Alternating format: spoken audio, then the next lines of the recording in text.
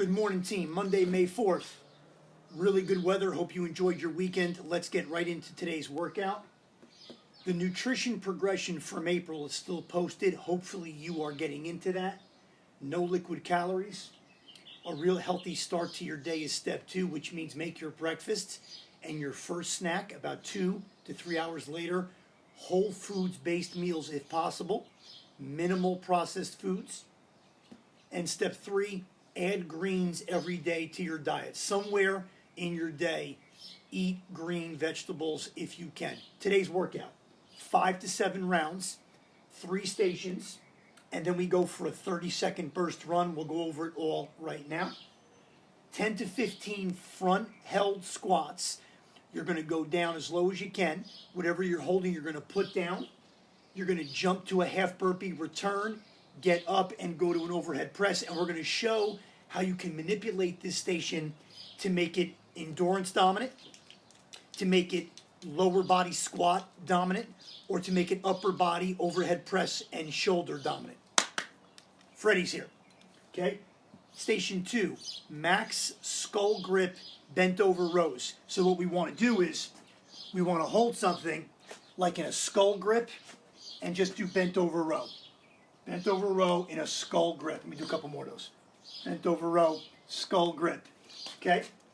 Station 3, 10 to 15 full sit-ups with a reach. And then we get up for that 30-second burst run. We're going to go over it all and talk about it right now. Okay, so for station number 1, 10 to 15 front held squats, where we go down to a half burpee and then get up to an overhead press. So let's just do a few reps and put the entire flow together, then talk about how you can change it to either make it upper body dominant, lower body dominant, or endurance dominant. So station number 1, front held, squat to a half burpee. So we go squat, put it down, half burpee return, shoulders up, head back, overhead press. So squat to a half burpee and return to an overhead press.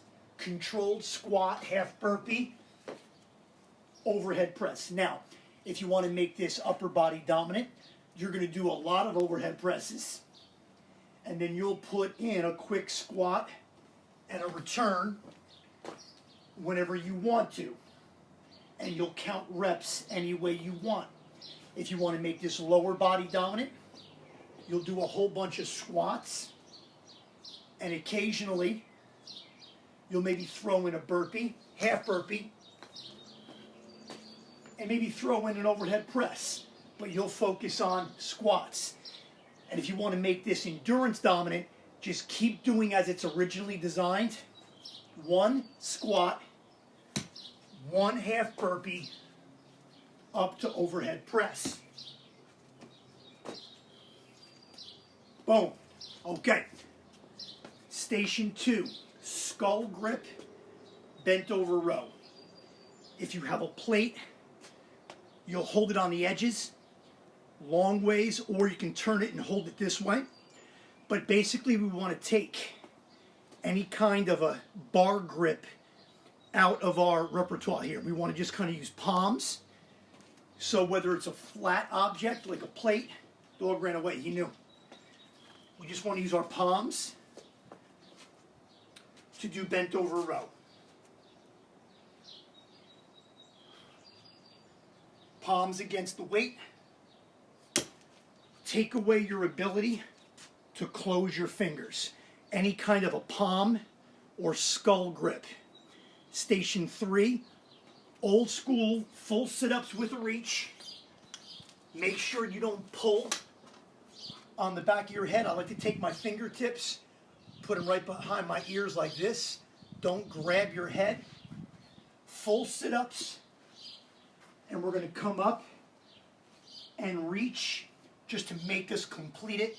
Get your hands and dive between. Then go back, controlled fall. Up. Try to keep your heels down. If your heels pop off the ground, you're not using enough of your upper core, so your lower core is triggering. We want belly button down, soft. We don't want to trigger too much. We want belly button up, upper core. This guy wants to be on camera today. After you do about 10 to 15 reps, get up and go for a 30-second run. So maybe if you can do this workout outdoors or close to outdoors, you can just run and guesstimate 30 seconds, come back. That completes the round. Rest is needed. Get into round 2. There are 5 to 7 rounds today.